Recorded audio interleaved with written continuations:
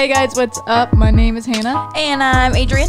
I guess I should say welcome to Circle Back podcast. That's where you are. Did not do that to begin with, so my bad. If you don't know where you're at, then I guess you got here by accident. Please don't leave. This is Circle Back podcast. We need clickbait. This is why we need clickbait. What would our clickbait be? Oh gosh, possibilities are endless. I can't think of a single one. So the first thing that comes to mind is a picture of a T-Rex holding a fork and a knife in his little hands, and he's wearing an apron with like one of those fake bikini bodies on the front. And you think people would click that? I would. Okay. I think we just found out a lot about Adrian's search history and her internet browser. If I die, clear your my cookies. Your cookies. A lot of dinos. Isn't that weird that it's called cookies? Yeah. And anyway, I don't. If I died tomorrow, you would see a lot of U-Haul, sneakers. What else? How-to Also, videos. they're tennis shoes. I don't know why you call them sneakers. They are sneakers. Tennis shoes. You don't play tennis in them. I know, but bro. And what else would be in my search history? That's about it. Nothing super crazy. Yeah. I wish I had some crazy stuff, like how to build a bomb. Mine is just dinos and compromising clothes. Do you really have dinosaurs? No. Oh. I didn't know.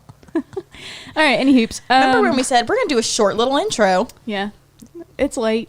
It's a after dark podcast. After dark. That explains a lot. Yeah, it's after 6 p.m. That's like bedtime for this household. So, we are. It's Entrepreneur Week. You know, I should just add that. I should add that sound. That effect. sound to the board. Let's do it. But then you wouldn't be able to do it. Which, oh boy, darn. Yeah. Who we got on the pod? So yeah. No one. No, just kidding. It's just us. We are the entrepreneurs. We're the entrepreneurs. Oh, no, gosh. so yeah. So tonight, tonight, whenever you listen to this, I don't know. Anytime today. Yeah, anytime today. It's 5 o'clock somewhere. Right? Okay. Sure is. So Entrepreneur Week is a new thing that we started at the podcast. Basically, we want to highlight entrepreneurs in our community.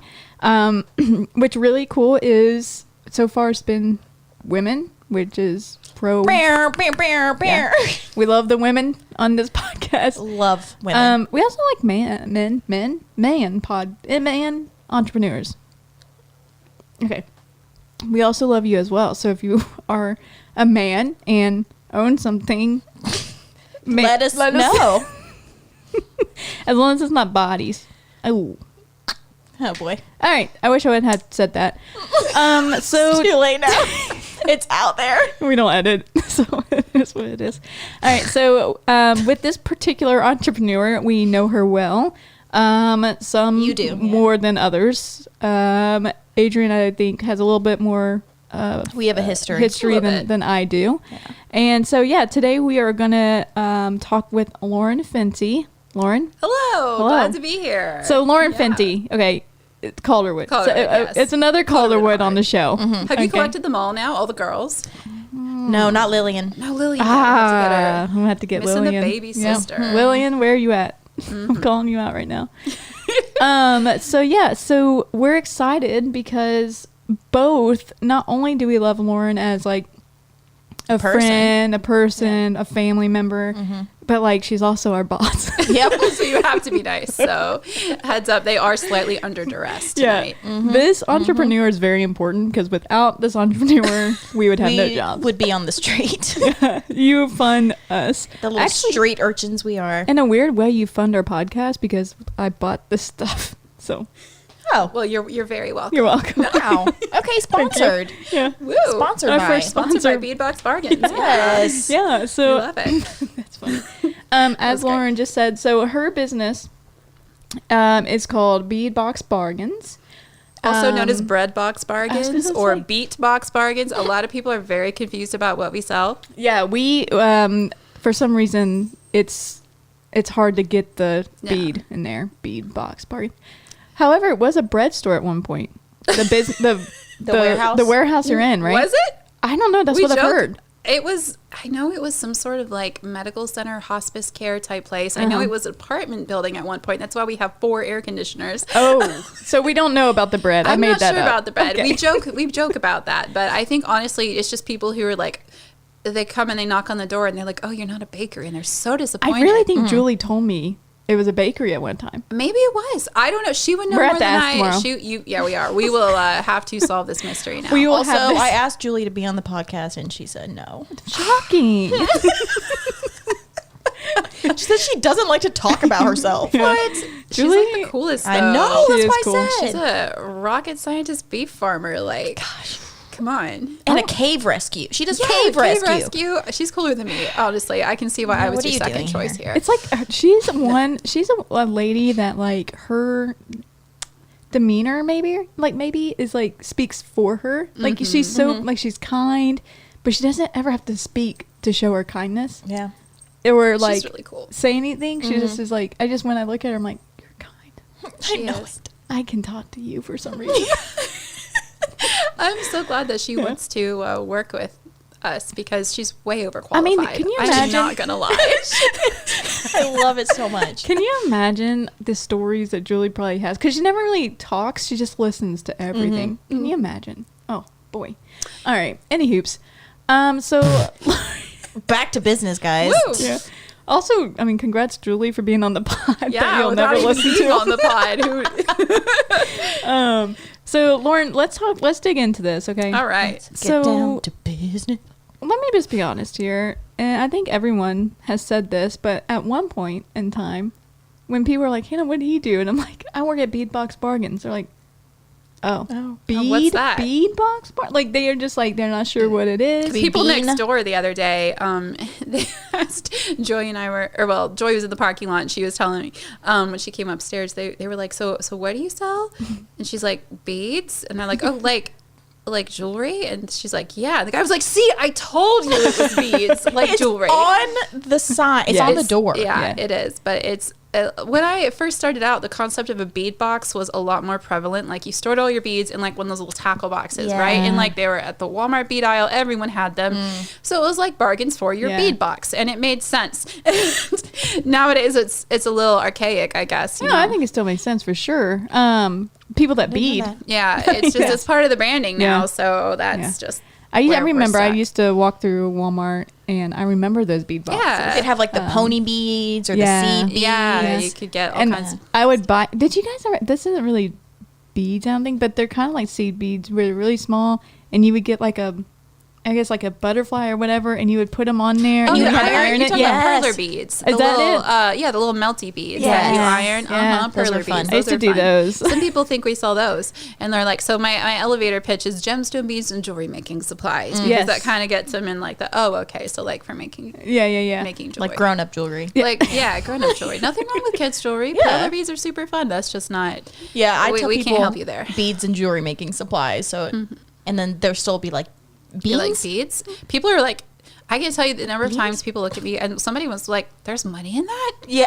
Dude, yes. Yes. My was like, family is one of them. Yeah. My family's like, how do you make money? And I'm like, what do you mean? It's a job. Yeah, What do you mean? Shut up. I work every day. What do you think? it's a front. Yeah. No, just kidding. yeah. We're actually We're like We're playing horn strings poker. and things here. we're playing poker in the back. It's Gambling. like the you always see the clock repair places in small Yes. towns. Yeah. No way that's not Okay, a front. Eagleville. 100% those are front. Lamp supplies. Yes. There's just that one store that all it says is lamp supplies.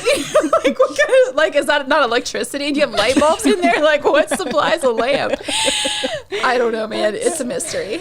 But I feel like that's what people Yeah. feel about what we do. It's very mysterious. It's fun. very It's a- niche. Yeah, Very for niche, It's it's absolutely. a fun thing to Find your niche. Yeah. That's what they say. So, yeah. So let's back up a minute.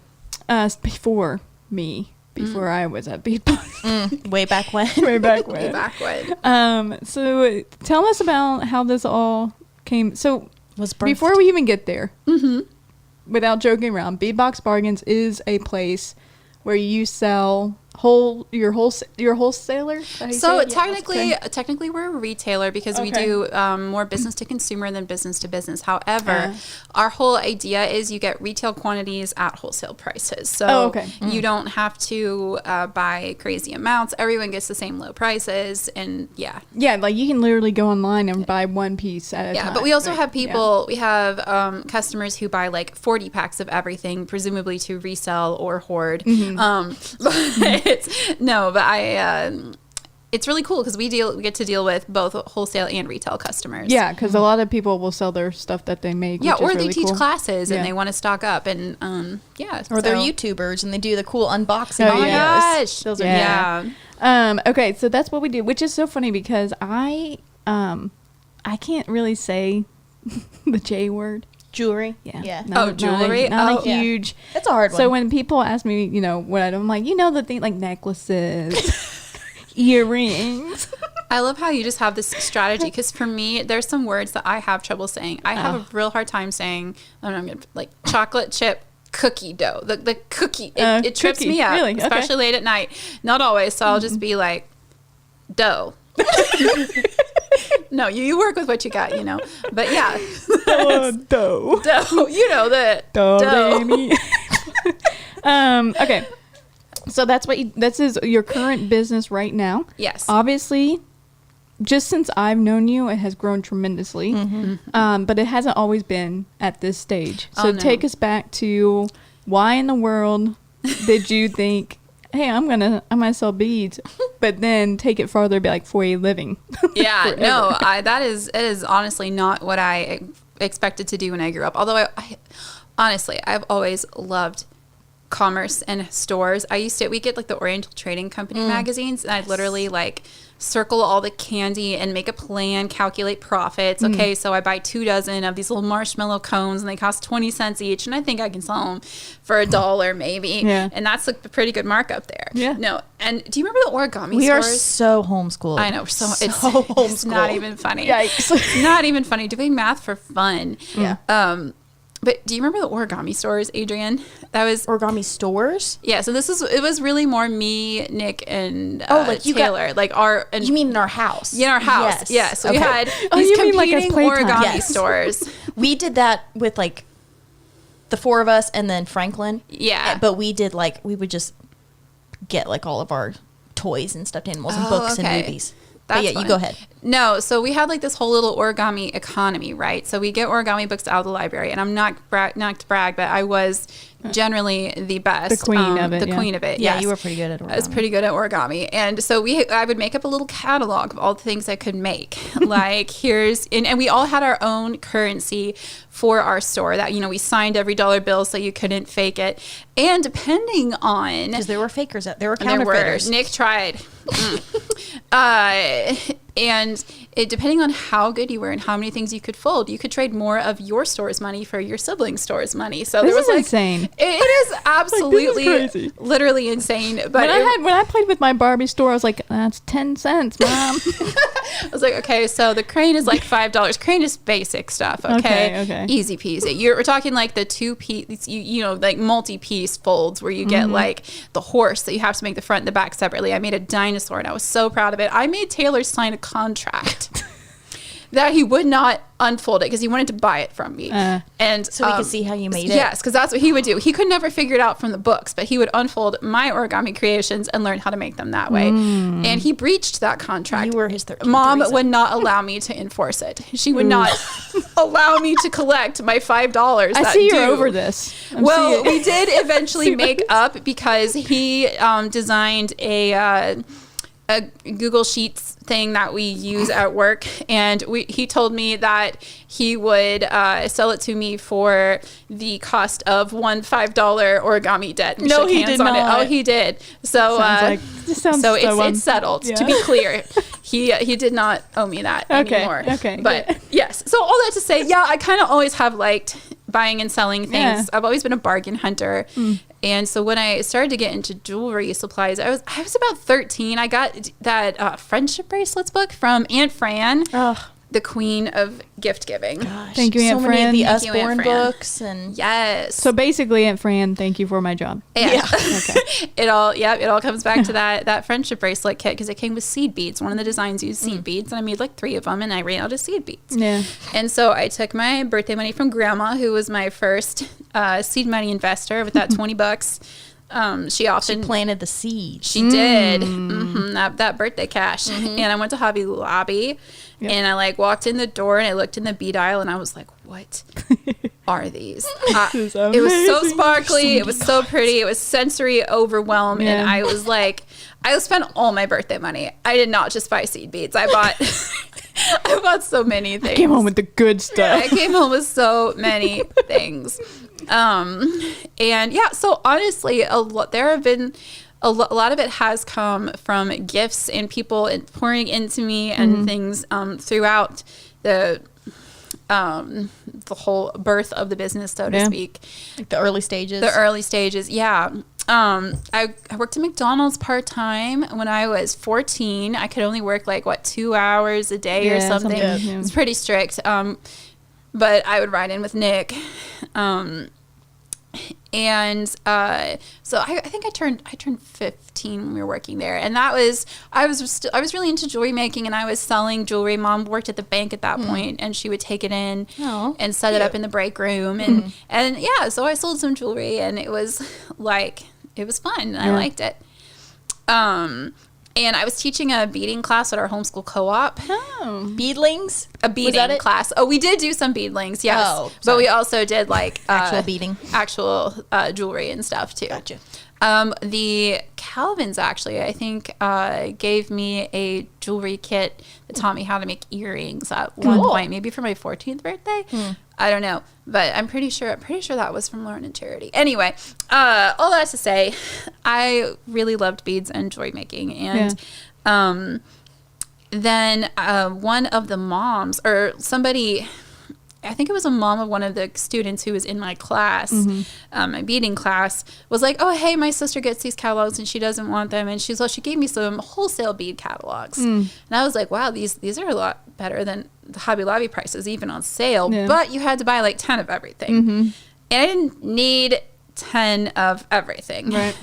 So I saved up some money from my McDonald's job, and I waited until they had a Black Friday sale. Nice. And I put in my first wholesale order. And then I sold my extras on eBay, and I made more than I had spent on the whole thing. And I was kind of like, okay. So when I first started selling beads, it was really just so I could buy more beads. Right. And it wasn't until I started comparing the profits I made off of that in the time I spent there to the $5.50 an hour I was making at McDonald's. I remember looking at the clock, the last 15 minutes of my shift, and it was ticking by so slow. This was before I realized how ADHD I truly am. But sitting there, and I realized I was like, man, I made $1.35 during This that was 20 years ago. 15 minutes. Yes, to be clear. Yeah. This was 2004. So $5.50 an hour. $5.50 an hour, minimum wage. Hey, it was something. But then I got home and I had sold beads on eBay, and I had made $40 profit, and it only took me as long as it had taken to make the listings and everything. And I was like, okay. So then I started buying things specifically to I just started bargain hunting. What are the best deals I can find? Yeah. And I opened an eBay store, and that was where the name Bead Box Bargains was born. That's what I called my eBay store. So, but it wasn't too long before so that's what I did through high school. I ran my eBay store. Yeah. And then in college, I got tired of paying the eBay fees, so I transitioned to having my own website. Yeah. And then And that's crazy. Yeah, it So really is. when you went to college, did you you continued to do this? I did. Yeah. It was my side gig. My very patient roommates put up with a big box of beads that was under my bed, and I'd pull it out and pack my orders and ship them off, and I'd get more beads, and I'd go through them. So at what point was this?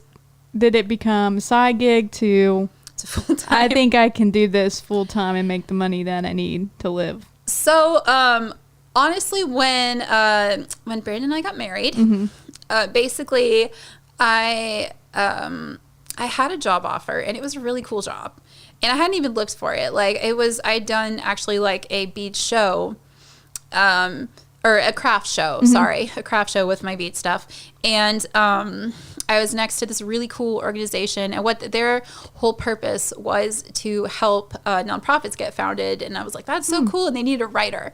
And I'm like, and that's actually what I went to school for. Right, yeah. Technical and professional, writing with an emphasis in technical and professional writing. So like not anything with entrepreneurship. No, actually, I did a lot of, it was a lot of like copywriting and marketing and writing for it. Like I use it every day. Oh yeah. In my, making up the emails and describing the products. Yeah. And that is, I think, one of the things that was always a strength for me is describing things. Definitely.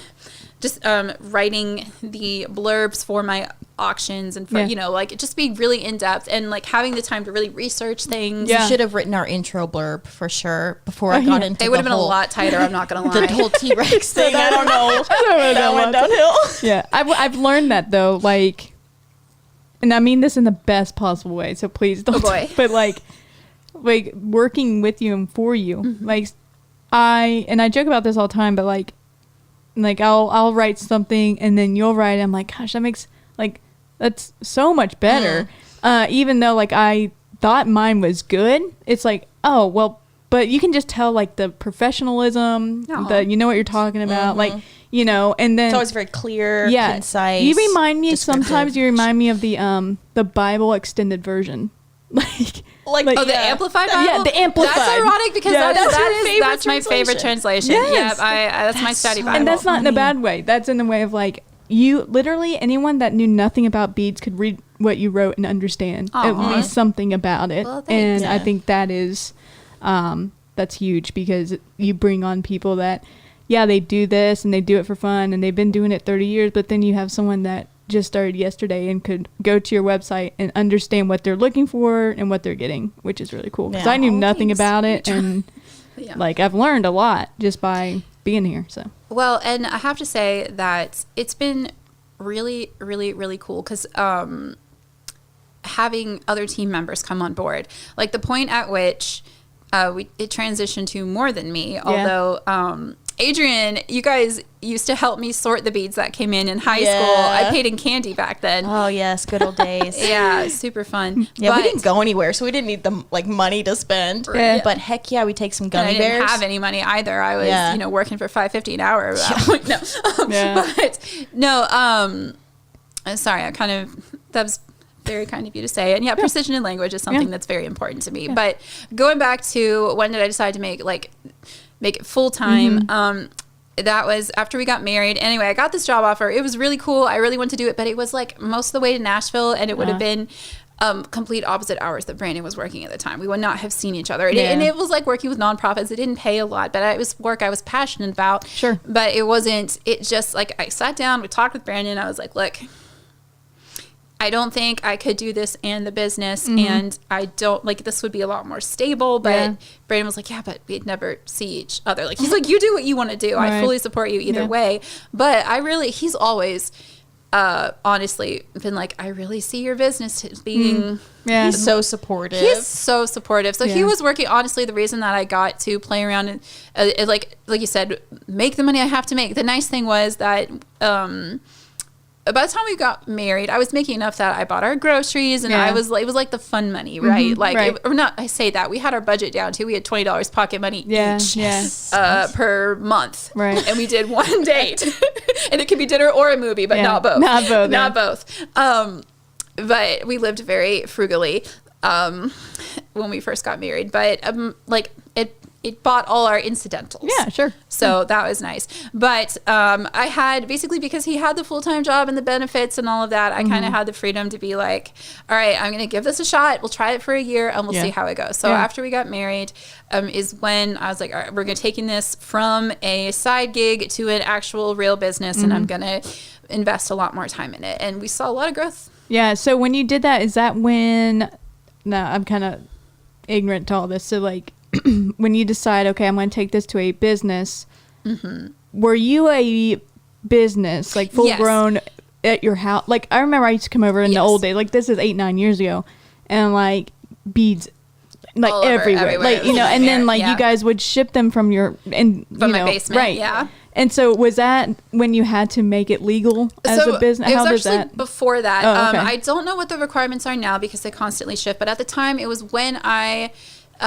basically when I hit the $2,000 a year mark in Really? sales was what it was back then. It was when you have to officially be a business, and it comes with benefits like, you know, you have a sales tax ID number. You don't have to pay sales tax on stuff you're going to sell. Yeah. But also you have to pay taxes on. There's a lot of, you have to collect and remit sales tax for places you have a presence, which at that time was just Tennessee, and and yeah, we're still just located in Tennessee, but Right. So anyway, yeah, it's definitely something. If you are interested in starting a business, the county clerk is a great person to talk to. I asked them so many questions. Oh, yeah? Yeah, and they were very, very helpful. Yeah, was it kind of like daunting or intimidating, I guess, to buy X amount of dollars in beads and wondering, is this gonna... Oh yeah, absolutely. When I first started out, the silver lining was that if no one else bought them, hey, I would enjoy them. Yeah, sure. I now buy way more than I could ever use in my lifetime, and it's ridiculous the amount of money that I spend on beads every month. And it is always, business is always risk, right? Calculated risk. Yeah. That's what business is. And I am actually a very risk averse person. So but I also know my market, and that's the thing. Market research. Yeah. And just like knowing, I know what I like. And I've always, it definitely is very daunting. Yeah. And it definitely was, honestly, going and talking to the county clerk was terrifying. I'm sure, yeah. I don't like talking to people. I'm a strong introvert. So Yeah. I was like, okay, I got to go and ask. But they were very helpful. Yeah. And yeah, actually getting that business license was kind of like okay. And that was, I was in college. That's when I made, when I founded the website and had basically, when I moved from eBay sales to, I'm actually going to do this. Yeah. But so going full time was scary too, because I'm like, what if I spend a year on this and get nowhere? And it did grow very slowly and organically, because I've never really had an advertising budget, to be real with you. Like, I should be better at that, but all of it's been so first of all, eBay is like a ready-made marketplace, right? And when I transition off of that, since you're not allowed to put external links in any of the communications, I sent basically a business card and a coupon code for the new store with all of my eBay shipments. And so that's kind of how I migrated my existing customer base. Yeah. But yeah, so it's always terrifying running a business. Yeah. To be real with you, it all feels like it could fall apart at any given possible moment, and then everyone I love basically wouldn't have a job anymore. So. Well, how many people do you employ? Oh gosh. So you're gonna make me like finger count here, but full time it's about like 6 full-time people and I think another 6 to 8 part-time people, plus you have these sorting contractors, and that's like another dozen people. All in all, it's roughly 30 people. Yeah. Okay. And not all of those are full-time. We have like our manager staff who are full-time, and we consider full-time 30 hours or above. But so we have a core handful. Oh, it's more than that now because you're full-time, Hannah. So I'm full-time. And you're full-time too. So I guess we're probably at like 7 or 8 full-time people. All right. Dang. All right. Yeah. But I will say, after, so I worked it myself, and it grew fairly exponentially every year. But that's because I basically reinvested most of, again, it bought our groceries, and past that I reinvested everything. It wasn't until after I became a mom that I hit a point and I was like, I really cannot do this. Right during my pregnancy, really, is when because Lillian and Maddie and Lydia would come over and help me pack orders. And and Brandon's always been kind of like the look over the horizon and scare me person. So he was like, Lauren, I really think you need an external warehouse. And I was so resistant to that. I was like, no, this is a home business. That's the whole point. I work from home. And then we started having people come in, and I was like, oh, I need more people. Yeah. And I do not have room in our little warehouse space downstairs. And my office was now a nursery. Lame. Kids, right? no. So, yeah. And then so you guys got your first warehouse. Yeah. We rented space. Yeah. Which was a certain amount of space, if I'm correct. Yeah, it was not that big. But then you grew that space even they more. Expanded. They built on more Okay. for us. Yeah. And then we outgrew that space too. Very quickly. Very quickly. Because honestly, that's about when COVID hit. Yeah. And COVID was a rough time for a lot of reasons, but a lot of people were stuck at home and they wanted to make jewelry. Yeah, you have a business but then at the same time, how like shipping, was that difficult? Shipping, there were so many logistical nightmares during COVID when everything shut down. And so we actually missed a month of the subscription box, which is actually another thing that really helped the business grow, was starting the subscription box side, which, gosh, it's been like 8 years now. It's insane. That's ridiculous. I think was it 2015? I'd have to, it was definitely. It's been a while. It's been a while, yeah. Which is crazy. So but you haven't mentioned your subscription right, box. yeah. So you have so Bead Box Bargains is your it's bead our flagship store. Right. Yes. So basically you can go to it's an online. What is it? bead Online. store. Okay, online Yes. is what I'm trying to look for. It's a closeout bead word store. when they're online. Right, in their store. E-commerce. Yeah, right. So Yes. that's your online store there, and then you, like you just had said, was like, hey, I could do a subscription box here. So I think it was 2015. And basically what happened was I had 2 different customers within the space of a week. And they were great customers, people I loved working with, reach out to me and say, hey, if I give you like $20, you know what I like, just pick me out some fun things and send it to me. And I had so much fun. Aww. It was so fun to put that together. And at the time, subscription boxes were like just starting to be a thing. And there were no other bead subscription boxes in the US other than like a jewelry kit of the month, like to make a specific thing. Oh, okay, yeah. And so I wanted to do something that was like a collection of beads that you could use. Like the whole point was bargain hunting, right? Like this is what I found this month at a deep discount. And so we started with 25 subscribers and sold out within like an hour. Dang. Which is crazy. And so I started adding, we did 50 the next month and started adding like 25 a month. And it very quickly got to the point where I was getting better deals because we had more people, so I could negotiate better volume discounts. And that was a lot of fun because we actually sell a lot more beads now than we used to. Yeah, it's pretty crazy. It is crazy. It is insane. Yeah. I mean, every month, like when I'm doing this stuff with you, we're just like, you know, this is over $80 value and you're getting it for like $22. It's crazy. And I just recently went to the craft stores and I was like, oh, wow, that's actually more than an $80 value if you look at the retail, like the in-person retail price versus online retail prices. Yeah. And you have how many subscribers now? Well, it does vary from month to month and season to season, but in the thousands, which is crazy to me. Like we're sending like thousands and thousands of these boxes out and it's ridiculous. So yeah, it's a lot of fun. And that is the biggest order that, like, the biggest, like, ordering the things, like, picking the things and working with the factories to choose the item. That is, like, the highest stakes decision I make every month, it feels like. Yeah, I mean, I can imagine so because you are picking for thousands of other people. Yeah, and it's so intimidating. You can't please everyone, right? And so, like, but at the same time, well, the cool thing is what I've realized working for you is that a lot of these people that have, subscribe to you and to the beads and to the box and stuff, like they trust you enough to do that. That's honestly so humbling and the biggest honor. And the fact that other beaders are willing to let me be like, hey, I'm gonna go use my connections and leverage this bulk buying power and try to get you a good deal. It goes back to the person you might want. The person's like, hey, here's $20 and you buy this for me. And you know, because I think at that point when you are not only giving your money to something is a huge deal. It's something that you believe in, trust. something that you, and so it's not just like okay, they gave me their money. They trust you as a person because and it's so much bigger because they know that you're going to, like you just said, look for the best deals for them.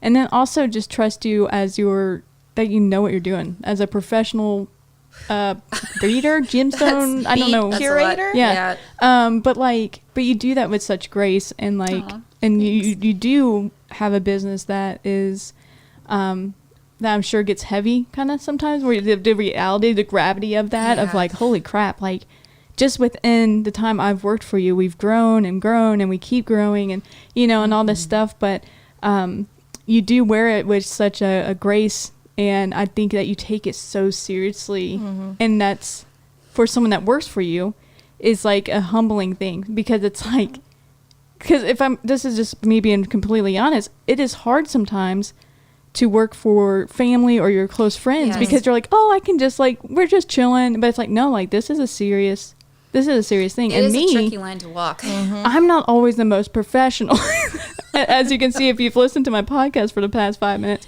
But it's cool because I've learned a lot of Hannah, it's cool to be laid back, but also you have to have both. Like you have to have the professionalism and the be able to also be a person to understand. Anytime I mess up, you're just like, dude, it's okay. We'll just do it again. Things I've learned in business, nothing ever really goes to plan, and you just have to pivot, roll with it, and keep going. Yeah, and it's a huge deal, and it's really cool to see someone like Lil Lauren just making some beads for fun, and then you go to college and you get this degree and you're using your degree and your passion, and not many people get to do that in this, honestly, there's so many people I talk to that are like, I went to school for this, I'm working at Arby's, which is fine, but to find someone that is getting to do both things that they went to school for but also have this passion for is really cool. It's a huge blessing, and it's very much work.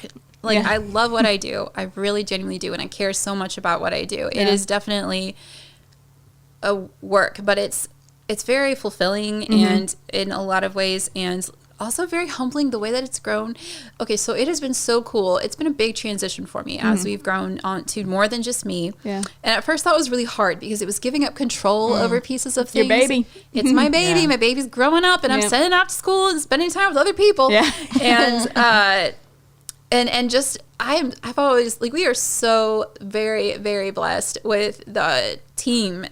The people that I get to work with. I get to work with some of my very favorite people. Yeah. And I try, I spent years trying to recruit Hannah. Goodness, I'm so glad it finally lined up, because your honesty and genuine spirit and skills, I knew that my honesty can really screw me up though sometimes. Well, I always rather have someone say I'd always rather know where I stand with people. I love working with you, and I love getting to work with you too, Adrian. Yeah. But it's just so neat because people bring expertise and different things to the business than I do, and so watching it grow into something it could never have become with just me. My goal is always, my mantra is I want it to be a good thing for everyone it touches. Yeah. I want it to be good for our team. I want it to be good for our customers. I want it to be good for our suppliers. I try to source as ethically as I possibly can, as much as I can, and in a very globalized industry. But, I want it to honestly just be a good thing. Yeah, right. And businesses I think they can do a lot of good, or they can take advantage of people. Right. And I don't ever want to be the business that takes advantage of people. Well, go ahead. So customers can leave comments with their orders, and I just love, they're usually such lovely. Okay.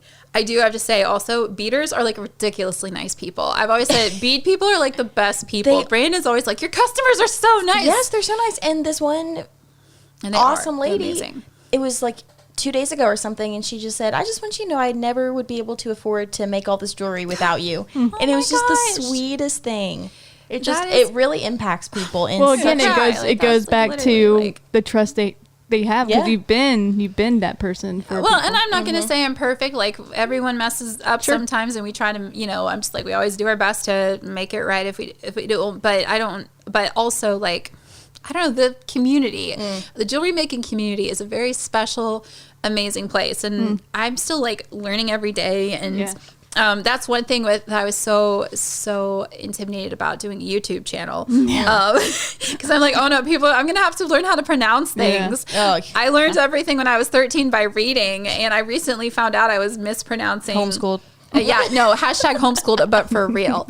So, and oh my gosh, as an entrepreneur, dealing with like imposter syndrome and feeling like, and I'm like, I know my stuff. I've been doing this for 20 years. I can identify my gemstones, right? That's very true. That's like one of the biggest things that I do is I get big mixed lots of whatever the factory is getting rid of, and I sort through and I look at the crystalline structure and the colors. I have to tell, is it dyed or heated or what is it? Sometimes it's marked, sometimes it's not. Some factories are not overly honest about their markings. Right. And so just being able to sort through that, like that is like, I've spent so much time and study on that. Yeah. And it's one of the areas I'm most confident in. I still, a lot of times, it just feels like this is something that I've cobbled together out of dreams and whimsy and beads. And it just so happened worked out. And it just happened to work out somehow. It's honestly, it feels like a miracle most days. But I mean, what great businesses are not cobbled together? It's true. From dreams and whimsy and trust and work and so much work, so many long nights, and I never ever expected it to be where it is. We had to buy our own building after we outgrew the one we were renting, and hopefully we'll be able to stay there for a little while. But it's just it's everything.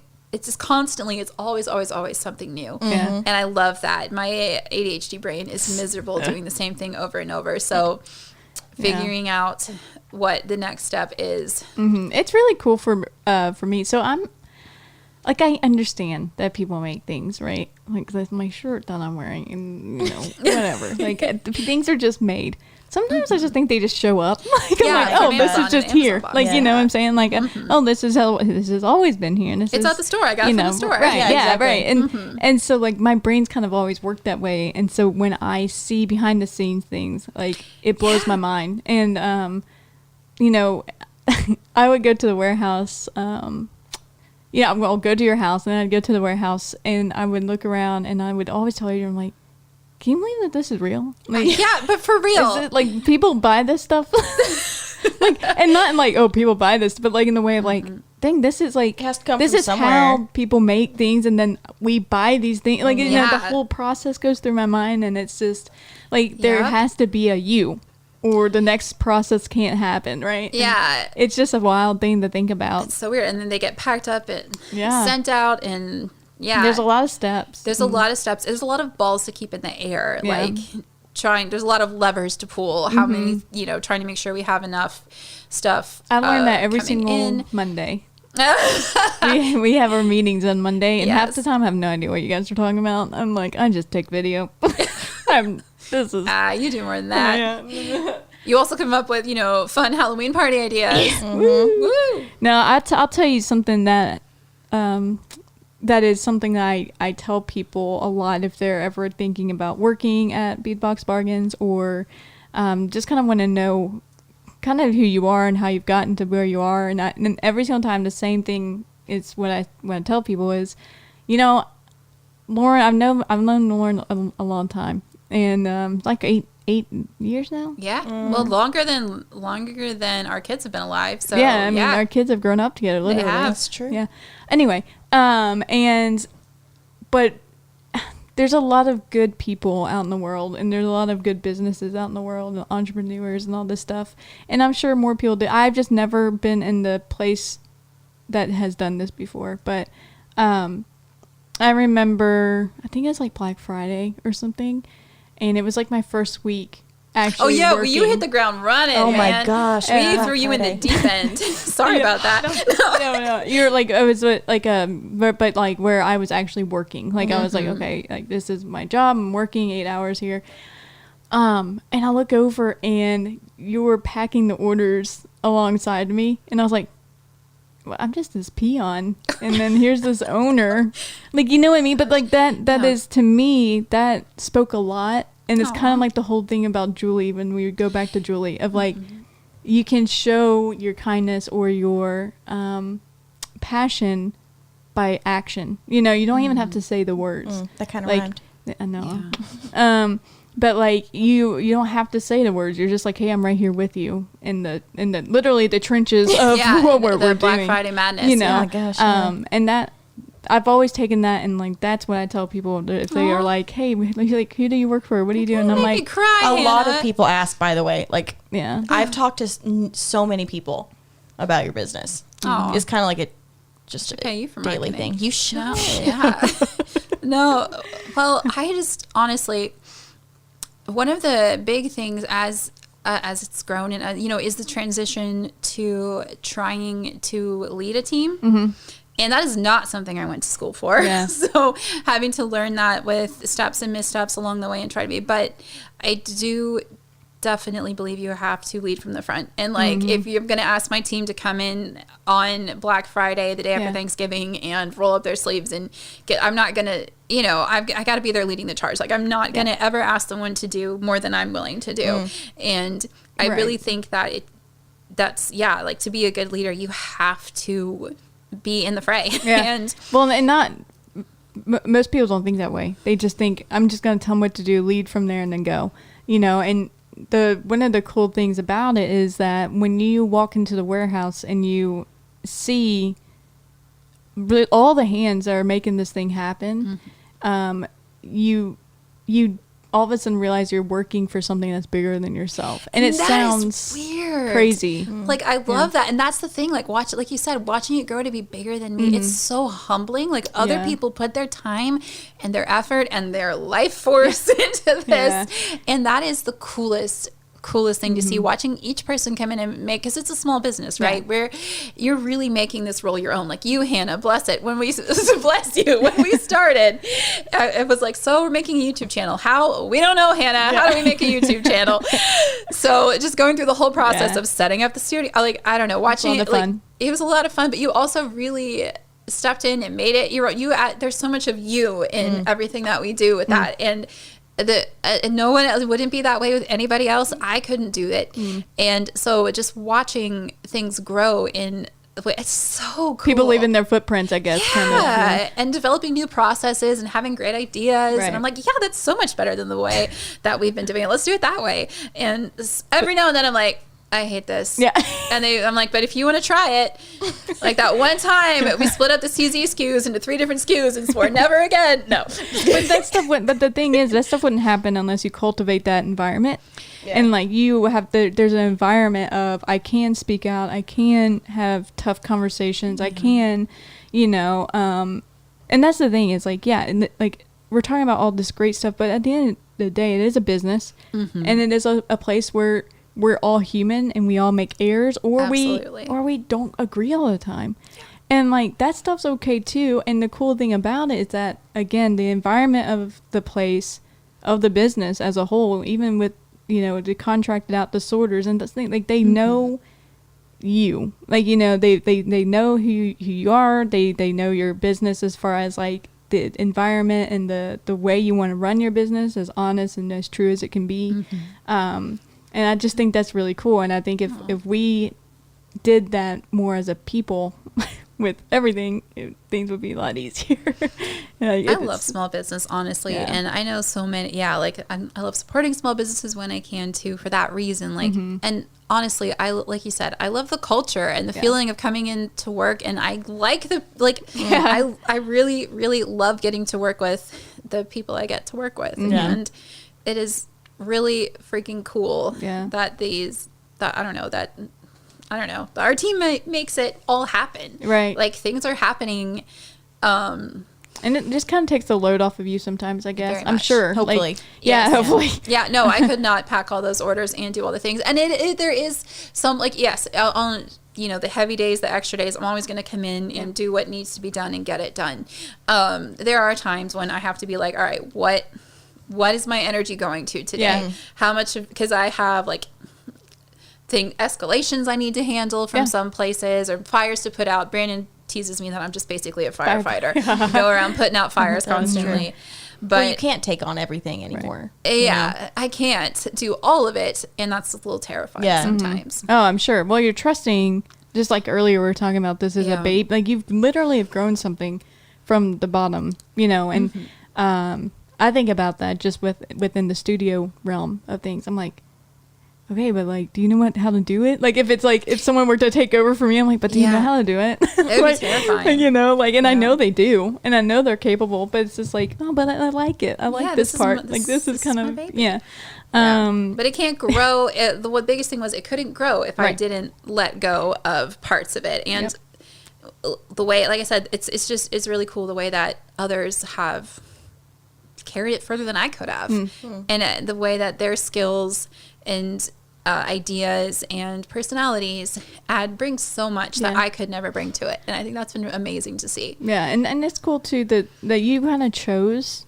So like, when you say like it's terrifying to let go of that control, but you chose to do that, which is cool, because you could have probably just kept it where it was at. It and could been still like, just be me in my whatever. basement. Yeah, like this is it. But like, you saw this growth that you wanted to go. And you're like, okay, it's scary, and there's so much risk, and there's all this stuff, but I'm going to do it, and you have cultivated a place and a business that is it's succeeding and is growing and is thriving, flourishing. Come on, Lauren, what else? Use those English words. No, no, it's definitely grown a lot, and it couldn't have done that if it had just. If I wasn't there. No, if you weren't there. No, it's so true though. We would have no YouTube without you.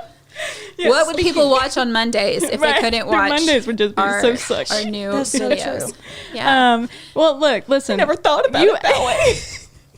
Your Monday entertainment. Actually, it's Lauren. I'm me. I'm not even. Anyway, you wouldn't even know I exist. Anywho. Well, I can't. I don't know how to edit video, so I mean, I guess. Yeah. You would be able to figure it out. Say, technically, my husband does.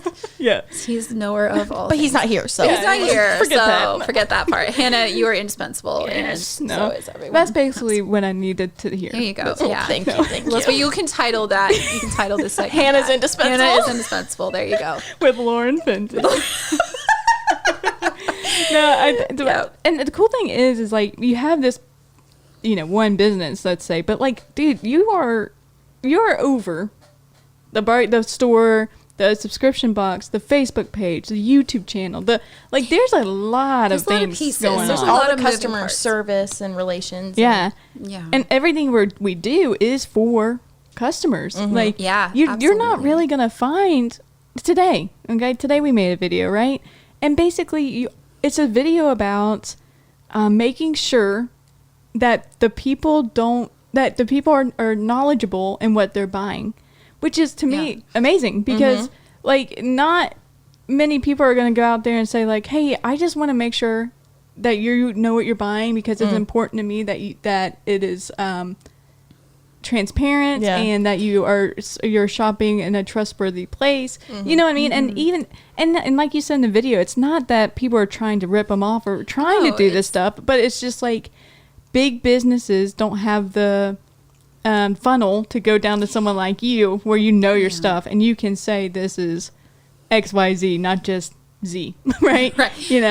And that's really cool. Oh, so well, I mean, it's a lot of customer based stuff, like thoughts and processes. I want to definitely give back to the beading community, because like, this isn't in any small way I can. Again, probably the biggest area where I do have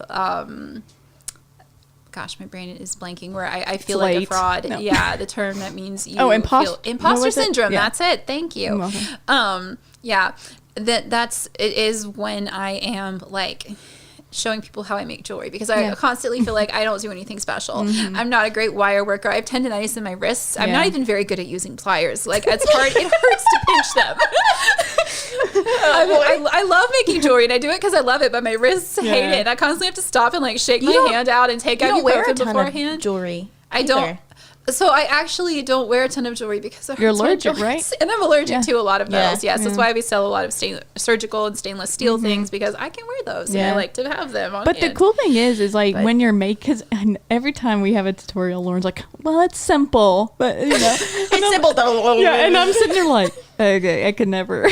But like, the cool thing is like when you're making this stuff and you're talking to as if someone's sitting in front of you watching this and step by step, is like you keep the imperfections, which on our show we're all about that. So like I really, really appreciate it because like like a jump ring will will pop off or something. You're like, well, just that because that's just like that's what happens when you're doing it, Yeah. And for someone like me, let's say, that's watching this video and I'm just having such a hard time and my jump ring won't close, and to see someone that's a professional be like, hey, it happened, you're like, oh, thank God. Like maybe I can keep going tomorrow. I'm not a screw up. Yeah. Because a lot of times, when you're trying a new craft, you do something and you can't do it right. And if you see someone else doing it perfectly, you're like, well, I must suck at this, so I'm never going to do it again. At least that's me. Like, I was about to say, that's you. Yeah. I'm like, whatever. Like, I'm not going to do it because I'm no good at it.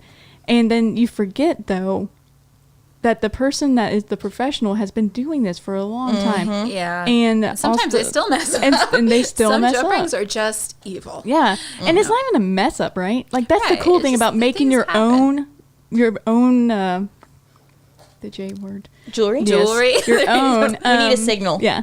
Is literally unique in your own way. And so like, maybe it didn't turn out exactly like Lauren's did, but like that's your creation now. Like, so. You know what? That's really interesting because in my acting coach, we asked him what the difference was between an art and a craft. And he said he used the, like someone who makes belts. I don't know why. Probably because he's just an old guy. Yeah. He wears a lot of belts. Yeah. He was like, a craftsman can make the exact same belt every single time. Every time they'll turn out perfectly uniform. But an artist will take their time and each one will be subtly different or completely different. They'll all reflect the artist in a different way. So basically exactly so what cool. I said. No. Yeah. Yeah. Precisely. Just put with belts. I thought I needed to throw that in there. I think that's really awesome. Yeah. And I am definitely the kind of person who would go absolutely completely nuts if I had to do the exact same thing every day. I forget. I'm gonna have to look up the exact stat, but apparently a large percentage of entrepreneurs actually do have ADHD. I believe it. I think is very interesting. My soul died cleaning up trays at McDonald's. That might have just been McDonald's, though. Honestly, I had great They're just managers at McDonald's. I really didn't hate working at McDonald's. It just... Matthew Overman says McDonald's is the best job he's ever had. Why does that not surprise me? Yeah, they made me work the front. I was this poor little 14-year-old girl, and there'd be these creepy men, and I learned to say, "I'm 14, sir," really loud. And if there was anyone else in the lobby, that worked. Yeah. But most people, but they're also really, really kind people dealing with the public. I mean, you get there were more good people than weirdos. Not the greatest, but So. Is that a train? That's a train. Oh Even my gosh. here, you can't escape Even here, it. you can't escape it. We constantly have to freeze our videos. That's literally like in my brain. I'm like, train? I'm like, I know. You're just driving. It doesn't matter. I do the same thing. I was like looking at you just now. Like, do we keep going? Keep going, yeah. Because it's really loud. We're right next to the tracks, and we have to stop our filming if there's a train because it is obnoxious.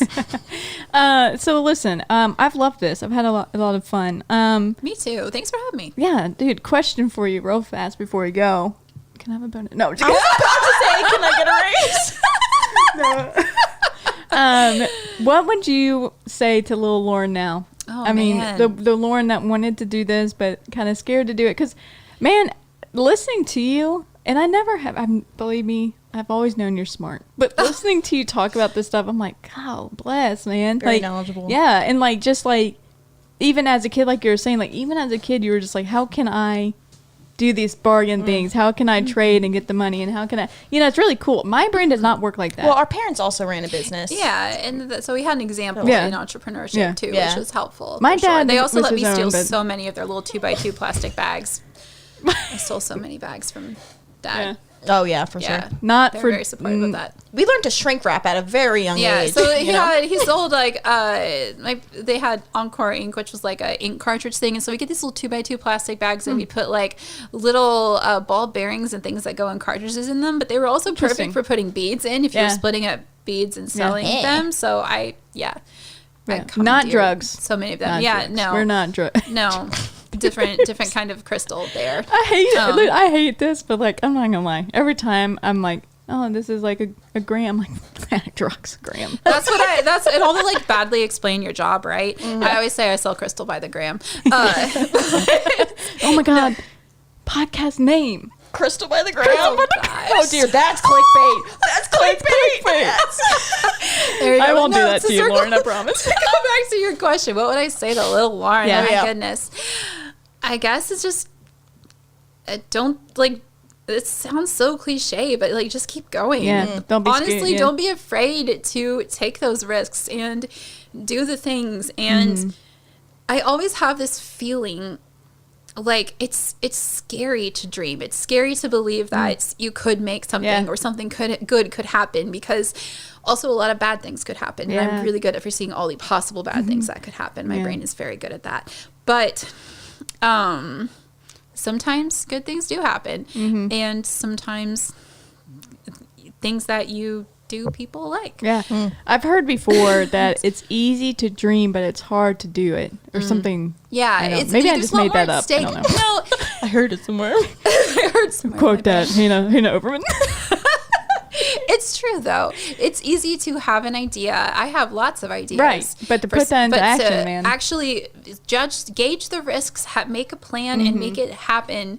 Yeah. You have skin in the game at that point. You're investing. You're investing time and resources, and that's a much bigger risk. But there's no reward without risk, and there you go. There's a catchphrase for you. And it's really cool to see like the community, like the people that work for you, but even outside that, the people that have like believed in your business with you. You know what I mean? Wouldn't be here. I couldn't do this like your without husband or like your family, your sisters, your brothers, like, all our customers, people who've shopped with me. We have customers now who've been shopping with me since the eBay days. That's crazy. And that is insane. Honestly, to me, that is like the biggest honor I could possibly have. That's like the most loyal. I mean, your family, like they're your family. Hope they believe in me, but like. No, I know they're. And then my husband, honestly, we would not be here without his constant belief in me. Like, no, we really can buy this warehouse just for your business. It's okay. It's a good idea. And I'm like, that's so scary. Right. But he's contractually obligated, right? Like he has to support me. The support of the community, both inside the business and outside the business, is constantly just like humbling and overwhelming, and like it's so cool to like fill a niche that people actually seem to enjoy, and it is so much responsibility, but it's also just an honor to get to do this, and do this with all of you, and do this with you guys. And I love getting to interact with our customers. And well, it's really cool, man. I love it. And I mean, I have a dream job. Like, I truly believe that. Like, I think that, we all have dreams, right? And I would have never, at 16 years old, would never been like, I do YouTube for beads. Like that would have Does your son know you do a YouTube channel for work? He should be so proud of you. I know, thank you. But like, I would never got, like, never in a million years. But then, man, like, with how many times, how long I've known you and how many times we've talked about me coming on and things like that, and like having it at the time it happened, when it's happened, like, and how it happened, like it was perfect. It really was. And like to be able to have the time with my son, and like you guys love my son, and like, and then like my family, and it's really cool. It's a really neat thing. And to know you outside your business and inside your business, you're the exact same person, which is a huge deal, to me, at least. So, yeah, guys. So listen, go to www.beadboxbargains.com. That was cool. For all the gemstone beads and jewelry making supplies. There we go. Design quality. Woo, check and you glass. can literally, check glass, crystal, toggles, clasps, bindings, head pins, all your little... literally anything you could possibly need. Chain. We might have it in stock today. Yeah. You never know. Yeah. No, being a closeout store is fun. And that's another thing. It's constantly always new. Literally, there's new stuff on every week. The shelves almost every day. Yeah, I feel every like. day, 20 Yeah. to 30 new items on the website. On the That's a big website. part of my job. Yeah. Yes. We know that part well. No. Yes. But like, yeah, seriously, check it out, and I promise, you won't be disappointed. And then Unless you hate beads. Unless you hate beads. Then you'll be and- super we hate disappointed. you. Oh no. And seriously, I really cannot overstate how much I appreciate the beading community as Yeah. a whole. Y'all are amazing. Pretty cool. And pretty cool. Crafters are just cool people. Yeah. And getting to work with crafters is really, honestly, I really do feel like I'm living the dream. Yeah. Awesome. Well. It's the new origami store. Right. So beadboxbargains.com, or you can check out the subscription box. You get it for $22.99 with free shipping in the USA. Hey. That is at www.beadbox Bargain Bead Box, which is not confusing at all, See, okay. is it? No. Oh, I knew I was going to We're get the it wrong. Bargain Bead Box by Bead Box Bargains. And Okay.